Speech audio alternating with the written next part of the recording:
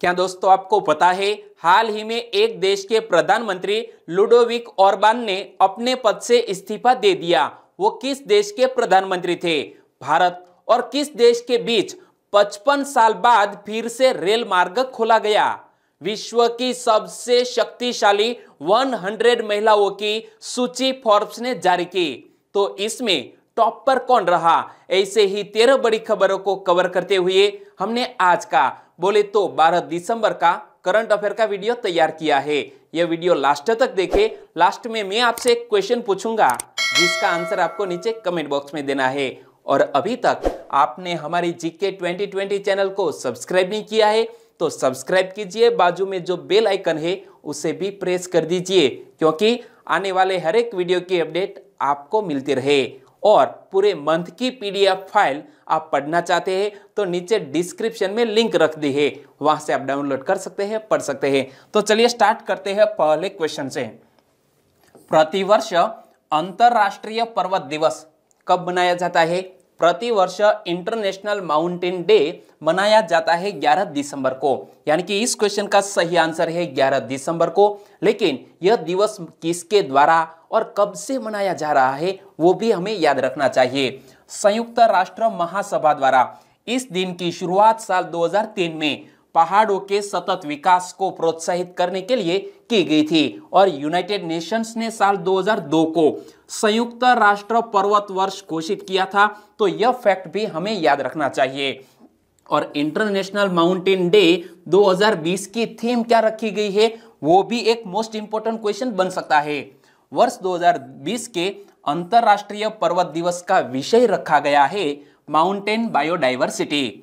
और जब प्रकृति से जुड़े कुछ महत्वपूर्ण तत्व जैसा कि पहाड़, नदी या तो जंगल, इनसे जुड़े भी और भी महत्वपूर्ण दिवस मनाए जा रहे हैं।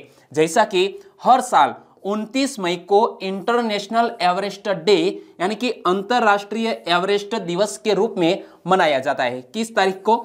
29 मई को।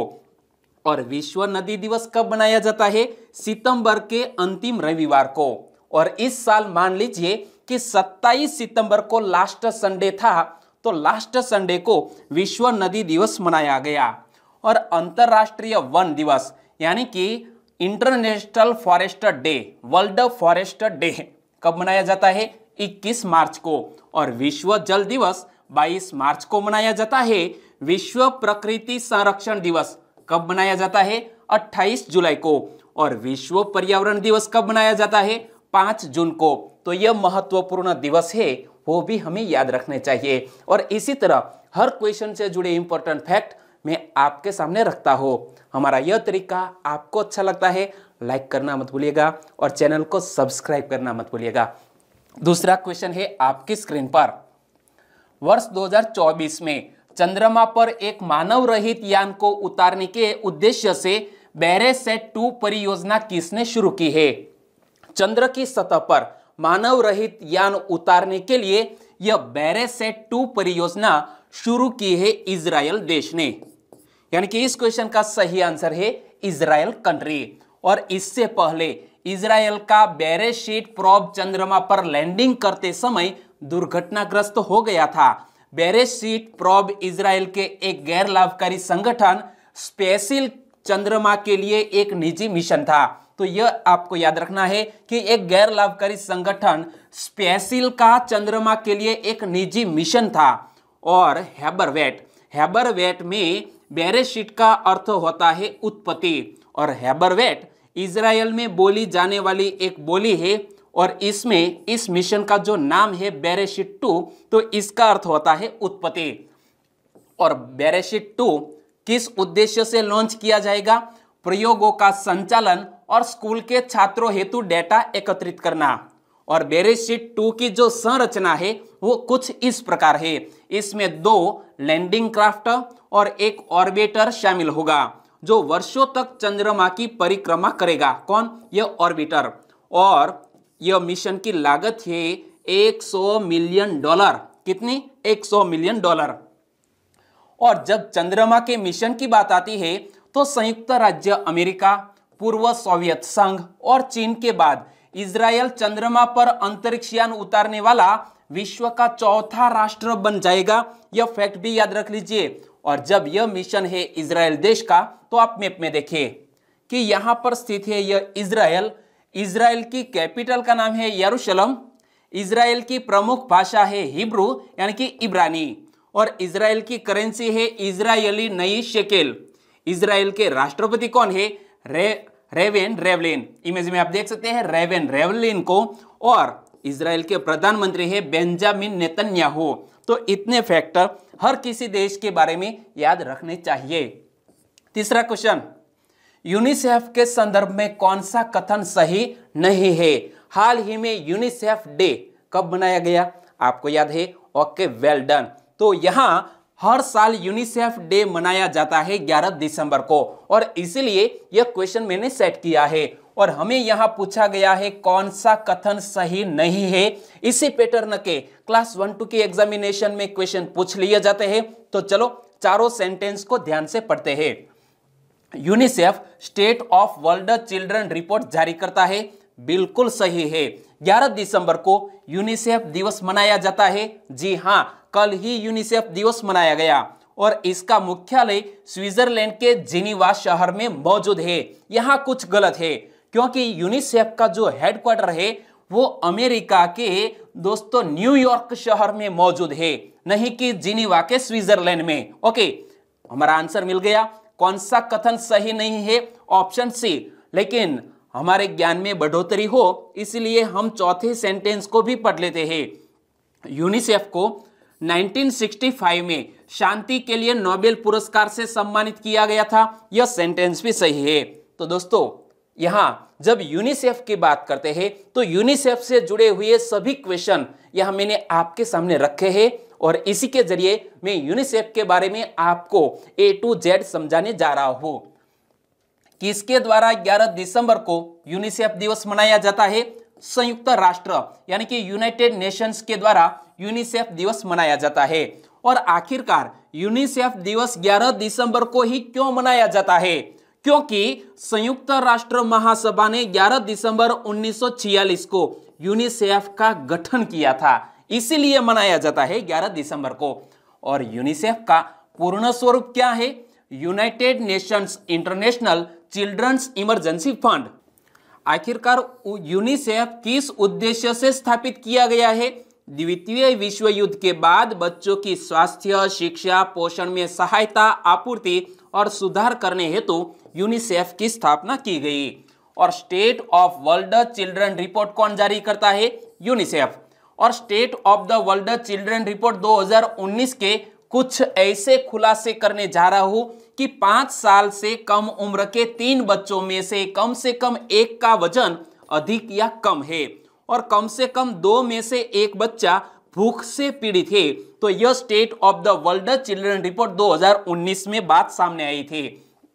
और यूनिसेफ का मुख्यालय किस शहर में स्थित है? अमेरिका के न्यूयॉर्क शहर में। और 9 देशों को छोड़कर 191 देशों में यूनिसेफ की उपस्थिति है, और इसके 7 देशों में क्षेत्रीय कार्यालय भी है। चौथा क्वेश्चन, भारत और किस देश के बीच 55 साल बाद फिर से रेल मार्ग खोला जाएगा? 55 साल बाद भारत और बांग्लादेश के बीच रेल मार्ग खोला जाएगा। यानी कि इस क्वेश्चन का सही आंसर है ऑप्शन डी, बांग्लादेश। और यह बात कही है हमारे प्रधानमंत्री श्री ने। 17 दिसंबर को पश्चिम बंगाल के हल्दीबाड़ी और पड़ोसी बांग्लादेश के चिल्हाटी के बीच का रेल मार्ग का उद्घाटन हमारे प्रधानमंत्री श्री नरेंद्र भाई मोदी जी और बांग्लादेश की प्रधानमंत्री शेख हसीना जी करेगी, वर्चुअल तरीके से वीडियो कॉन्फ्रेंसिंग के जरिए। भारत और बांग्लादेश के बीच 55 साल बाद फिर से यह रेल मार्ग खोला जाएगा। कूच बिहार के हल्दीबाड़ी से उत्तरी बांग्लादेश के चिल्हाटी तक की रेल लाइन भारत और फिर पूर्वी पाकिस्तान के बीच 1965 में रेल संपर्क टूटने के बाद खराब हो गई थी। फिर से उसे रिनोवेशन करके शुरू किया गया है। और अंतरराष्ट्रीय सीमा से हल्दीबाड़ी रेलवे स्टेशन की दूरी महज 4.5 किलोमीटर है, जबकि बांग्लादेश की चिल्हाटी की दूरी 0 पॉइंट से यानी कि जो हमारी सीमा रेखा है वहां से 7.5 किलोमीटर के आसपास है। और इसी तरह भारत और बांग्लादेश के बीच 55 साल बाद फिर से रेल मार्ग जोड़ा जाएगा। और बात करते हैं बांग्लादेश की, आप मैप में देखिए, यहां है कोलकाता, यहां पर है बांग्लादेश, और दोस्तों यहां पर यह रेल मार्ग जोड़ा जाएगा। बांग्लादेश की कैपिटल का नाम है ढाका, बांग्लादेश की करेंसी है टका, बांग्लादेश की प्रधानमंत्री कौन है? शेख हसीना, और शेख हसीना शेख मुजीबुर रहमान की बेटी है। और शेख मुजीबुर रहमान बोले तो बांग्लादेश के संस्थापक और देश के प्रथम राष्ट्रपति भी। और बांग्लादेश के राष्ट्रपति वर्तमान में कौन है? अब्दुल हामिद, इमेज में आप देख सकते हैं। पांचवा क्वेश्चन, हाल ही में किस बैंक ने महिलाओं के लिए आत्मनिर्भर योजना शुरू की है? किस बैंक ने महिलाओं के लिए आत्मनिर्भर योजना शुरू की है? बैंक ऑफ बड़ौदा ने। यानी कि इस क्वेश्चन का सही आंसर है bank of Baroda. Bank of Baroda ने हाल ही में अपने बड़ौदा गोल्ड लोन के तहत आत्मनिर्भर महिला योजना की शुरुआत की। लेकिन यह महत्वपूर्ण योजना किस उद्देश्य से शुरू की गई है? भारत की आत्मनिर्भर महिलाओं को लक्षित करना। और बैंक महिलाओं को 0.50% की रियायत पर ऋण उपलब्ध कराएगा। और जब यह योजना शुरू की है बैंक ऑफ बड़ौदा ने, तो इसका हेडक्वार्टर कहां पर स्थित है? गुजरात के वडोदरा में। और बैंक ऑफ बड़ौदा के वर्तमान चेयरमैन कौन है? हसमुख अधिया। यहां इमेज में देख सकते हैं हसमुख अधिया को। और वर्तमान बैंक ऑफ बड़ौदा के managing director and chief executive officer कौन है? संजीव चड्ढा। और बैंक ऑफ बड़ौदा की टैगलाइन क्या है? तो India's international bank, bank of Baroda की टैगलाइन है। छठा क्वेश्चन, फोर्ब्स की विश्व की 100 सबसे शक्तिशाली महिलाओं की रैंकिंग में किसने विश्व में सर्वोच्च स्थान प्राप्त किया है? विश्व में सर्वोच्च स्थान प्राप्त किया है यह एंजेला मर्केल ने। बोले तो यह है जर्मन देश की चांसलर एंजेला मर्केल। वो बन गई है विश्व की सबसे पावरफुल महिला। और यह सूची जारी की है फोर्ब्स मैगजीन ने। वित्त मंत्री निर्मला सीतारमण वो हमारे भारत देश की मोस्ट पावरफुल लेडी है। वित्त मंत्री निर्मला सीतारमण ने फोर्ब्स 2020 की सूची में कौन सा स्थान हासिल किया है? तो पूरे विश्व में 41वां स्थान हासिल किया है, लेकिन भारत में पहला। और 2019 में वह 34वें स्थान पर रहे थे। और यहां बात करते हैं महत्वपूर्ण हमारे भारत देश की महिलाओं की, तो इस सूची में HCL कॉरपोरेशन की CEO और कार्यकारी निदेशक रोशनी नादर मल्होत्रा, इमेज में आप देख सकते हैं रोशनी नादर मल्होत्रा, वो यहां 55वें स्थान पर रखा गया है। जबकि भारत की प्रमुख बिजनेस वुमन और बायोकॉन लिमिटेड की चेयरमैन किरण मजुमदार शो भी इस सूची में 68वें स्थान पर है। यहां आप देख सकते हैं किरण मजुमदार शो वो है 68वें स्थान पर। और यह पिछले साल की रैंकिंग है, लेकिन मैं इस साल की रैंकिंग आपको बताने जा रहा हूं। और इसी सूची में सबसे लंबी छलांग संयुक्त राज्य अमेरिका की नई निर्वाचित उपराष्ट्रपति कौन है? कमला हैरिस ने। वो पूरे विश्व में 3रे स्थान पर पहुंच गई है। और बांग्लादेश की प्रधानमंत्री शेख हसीना वाजेद वो 39वें स्थान हासिल करके उन्होंने भी एक बड़ी छलांग लगाई है। और रैंक के फर्स्ट 3 लेडी की बात करें तो सबसे पहले स्थान पर है एंजेला मार्केल और वो जर्मन देश की चांसलर है। दूसरे स्थान पर है क्रिस्टीन लेगार्ड, वो यूरोपियन सेंट्रल बैंक की अध्यक्ष है। और तीसरा स्थान हासिल किया है कमला हैरिस। और कमला हैरिस को कौन नहीं जानता? संयुक्त राज्य अमेरिका में हाल ही में जो निर्वाचन हुआ तो वो निर्वाचित उपराष्ट्रपति है कमला हैरिस। और फोर्ब्स की बात करें, जब यह सूची जारी की है तो फोर्ब्स 103 वर्ष पुरानी अमेरिकन बिजनेस मैगजीन है जिसे साप्ताहिक रूप से जारी किया जाता है। और फोर्ब्स के प्रधान संपादक कौन? Steve Forbes. और इसे पहली बार सितंबर 1917 में जारी किया गया था फोर्ब्स का पहला अंक। 7वां क्वेश्चन, शहरी शासन सूचकांक यानी कि अर्बन गवर्नेंस इंडेक्स 2020 में शीर्ष स्थान किस राज्य ने प्राप्त किया है? शहरी शासन सूचकांक में शीर्ष स्थान हासिल किया है ओडिशा ने। यानी कि इस क्वेश्चन का सही आंसर है ओडिशा। शहरी शासन सूचकांक 2020 को जारी किसने किया है? मुंबई स्थित गैर लाभकारी संगठन जिसका नाम है प्रजा फाउंडेशन। प्रजा फाउंडेशन ने यह UGI 2020 को जारी किया और इस सूचकांक में ओडिशा के बाद दूसरे स्थान पर महाराष्ट्र, तीसरे स्थान पर छत्तीसगढ़ रहा है। और ओडिशा जब टॉप पर है तो ओडिशा की स्थापना कब हुई? 1 अप्रैल 1936 को, और इसीलिए 1 अप्रैल को ओडिशा उत्कल दिवस के रूप में भी मनाता है। और ओडिशा के वर्तमान चीफ मिनिस्टर कौन है? ओडिशा के वर्तमान राज्यपाल कौन है? ओडिशा के कैपिटल का नाम क्या है? यह बेसिक इंफॉर्मेशन तो कई बार बताइए, आपको याद है तो नीचे कमेंट सेक्शन में लिखिए। लेकिन आज कुछ मैं नया ओडिशा के बारे में जोड़ने जा रहा हूं। ओडिशा की राजकीय भाषा है उड़िया। ओडिशा के पहले मुख्यमंत्री है हरे कृष्ण मेहताब जी। ओडिशा के पहले राज्यपाल कौन थे? जॉन ऑस्टेन हुबेक जी। और ओडिशा का राजकीय पशु है सांभर और ओडिशा का राजकीय फूल है अशोक। तो यह फैक्ट भी याद रख लीजिए। और ओडिशा कौन सा बंदरगाह ओडिशा राज्य का एकमात्र मुख्य बंदरगाह है? पारादीप। एशिया की सबसे बड़ी खारे पानी की झील का नाम क्या है? चिल्का। और यह चिल्का ओडिशा में स्थित है और इसका जो कैचमेंट क्षेत्र है वो लगभग 3560 वर्ग किलोमीटर में फैला हुआ है। यानी कि चिल्का है वो एशिया की सबसे बड़ी खारे पानी की झील है। 8वां क्वेश्चन, हाल ही में वर्ल्ड स्क्वॉश फेडरेशन की नई अध्यक्ष कौन चुनी गई? वर्ल्ड स्क्वॉश फेडरेशन की नई अध्यक्ष चुन ली गई है जेना वॉल्ड्रिज को। यानी कि इस क्वेश्चन का सही आंसर है जेना वॉल्ड्रिज। लेकिन वो किस देश की है वो भी क्वेश्चन बन सकता है। वर्ल्ड स्क्वॉश फेडरेशन का नई अध्यक्ष जेना वॉल्ड्रिज किस देश की है? इंग्लैंड देश की है। इमेज में आप देख सकते हैं जेना वॉल्ड्रिज को। और वह 1967 में स्थापित फेडरेशन की 10वीं वर्ल्ड स्क्वॉश फेडरेशन अध्यक्ष होगी। वह न्यूजीलैंड की सुसी सिमकॉक के बाद अध्यक्ष बनने वाली दूसरी महिला है, वो बात भी आपको याद रखनी होगी। और जेना वॉल्ड्रिज किसकी जगह लेंगी? फ्रांस से निवर्तमान अध्यक्ष जैक्स फॉन्टेन का स्थान लेगी। और वर्ल्ड स्क्वॉश फेडरेशन की स्थापना कब हुई? 1967 में। वर्ल्ड स्क्वॉश फेडरेशन का मुख्यालय कहां पर स्थित है? यूनाइटेड किंगडम के हेस्टिंग्स में या वर्ल्ड स्क्वॉश फेडरेशन का हेडक्वार्टर स्थित है। 9वां क्वेश्चन, निम्न में से किस देश के प्रधानमंत्री लुडोविक ऑर्बान ने अपने पद से इस्तीफा दे दिया है? एक देश के प्रधानमंत्री जिसका नाम है लुडोविक ऑर्बान, उन्होंने अपने पद से इस्तीफा दे दिया। वो रोमानिया देश के प्रधानमंत्री थे। यानी कि इस क्वेश्चन का सही आंसर है रोमानिया। रोमानिया के प्रधानमंत्री लुडोविक ऑर्बान ने 2020 के संसदीय चुनाव में अपनी सत्तारूढ़ नेशनल लिबरल पार्टी की हार के बाद अपने पद से इस्तीफा दे दिया है। यानी कि यह लुडोविक ऑर्बान की जो पार्टी है वो चुनाव हार गई है। और रोमानिया के राष्ट्रपति क्लाउस आयोहेनिस ने किसको देश का अंतरिम प्रधानमंत्री नियुक्त किया है? तो वर्तमान में रक्षा मंत्री निकोले इयोनेल सिवका को यहां हाल ही में एक कार्यकारी प्रधानमंत्री नियुक्त किया है।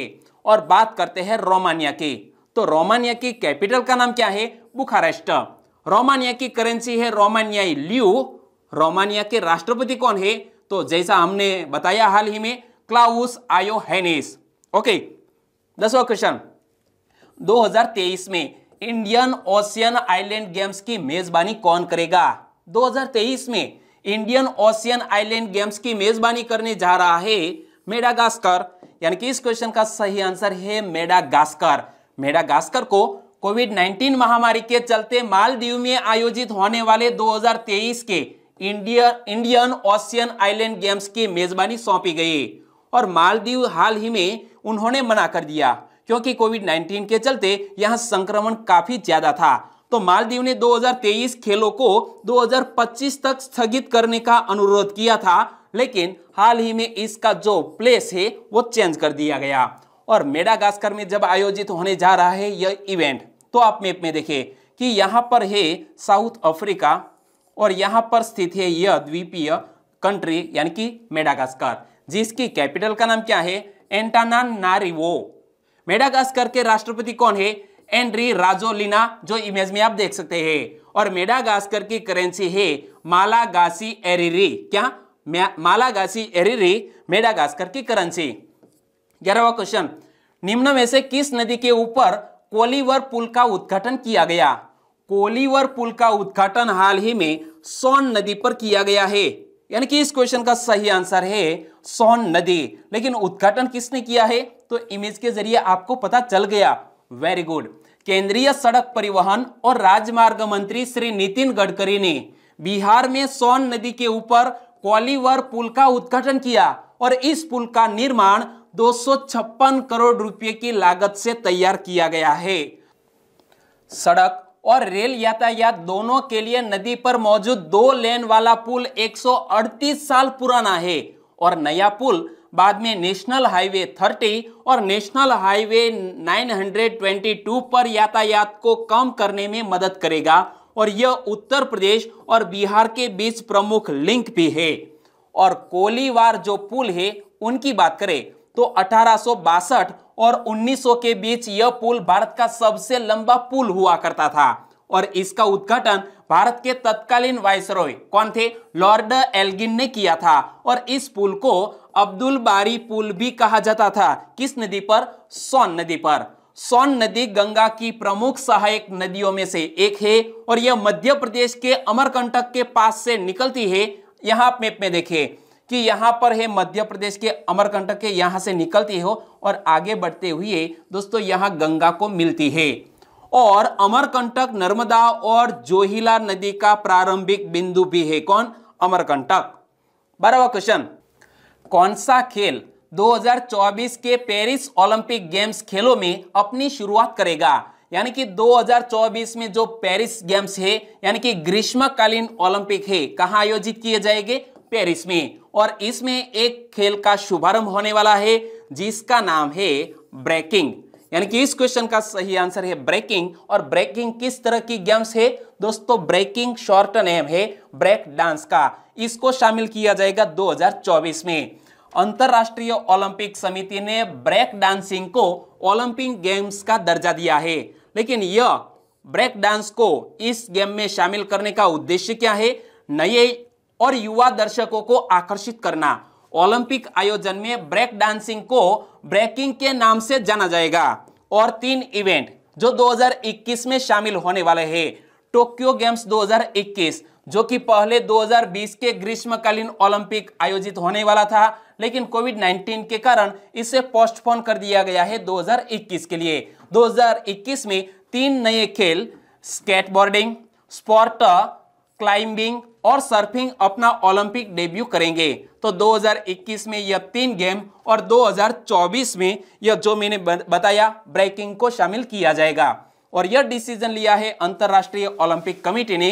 तो इसका मुख्यालय स्विट्जरलैंड के लॉजेन में स्थित है। अंतरराष्ट्रीय ओलंपिक कमेटी के अध्यक्ष कौन है, थॉमस बाक, जो इमेज में आप देख सकते हैं। और इंटरनेशनल ओलंपिक कमेटी, इसकी स्थापना कब हुई, 23 जून 1894 को। कहां पर, फ्रांस के पेरिस में इसकी स्थापना हुई थी।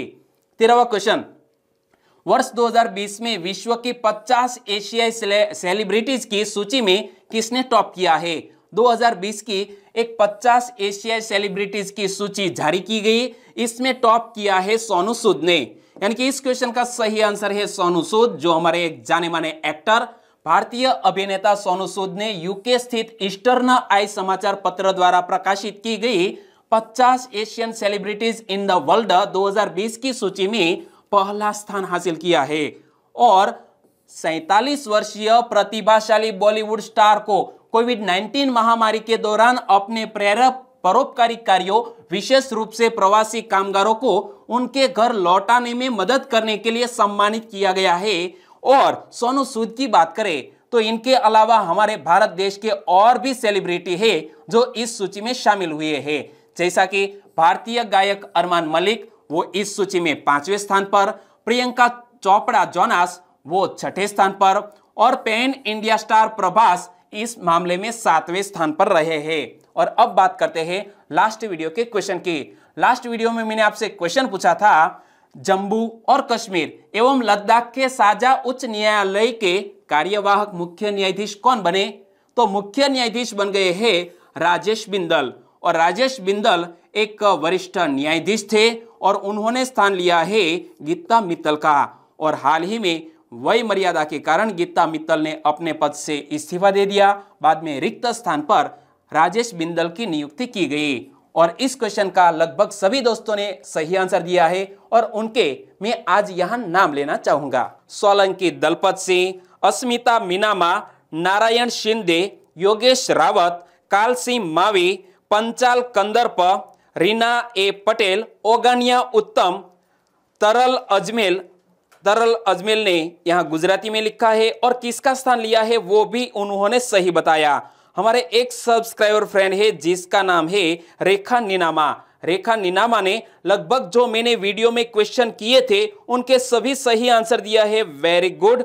और मकवाना प्रेम जी ने भी राजेश बिंदल का जिक्र किया, जन्म कहां पर हुआ, कहां से उन्होंने स्टार्टिंग किया, उनकी बात भी मकवाना प्रेम जी ने की, बहुत बढ़िया। इसी तरह आप लिंक लिख देंगे फिर आप उसे कभी नहीं भूलेंगे। हमारे और भी ज्यादा सब्सक्राइबर फ्रेंड है लेकिन मैन्युअली तरीके से हम उसे लाइक कर देते हैं, तो आप हमारे साथ जुड़े रहिए और आपके ज्ञान में बढ़ोतरी करते रहिए। और आज के वीडियो का क्वेश्चन ये रहा स्क्रीन पर। हाल ही में माउंट एवरेस्ट की नई ऊंचाई 8,848.86 मीटर की घोषणा किसने की है? 4 ऑप्शन आपकी स्क्रीन पर और आपको बताना है कि अब माउंट एवरेस्ट की ऊंचाई नई आई है सामने, तो इसकी घोषणा किसने की? यहां नाम लिखना मत भूलिएगा उस देश का, ओके। और वीडियो अच्छा लगा है, हेल्पफुल लगा है तो फेसबुक, व्हाट्सएप और टेलीग्राम के जरिए इस वीडियो की लिंक आपके दोस्तों तक शेयर कीजिए क्योंकि वो भी इस वीडियो का लुत्फ उठा सके। चलिए कल मिलेंगे फिर नए करंट अफेयर वीडियो के साथ, तब तक के लिए टेक केयर एंड जय हिंद।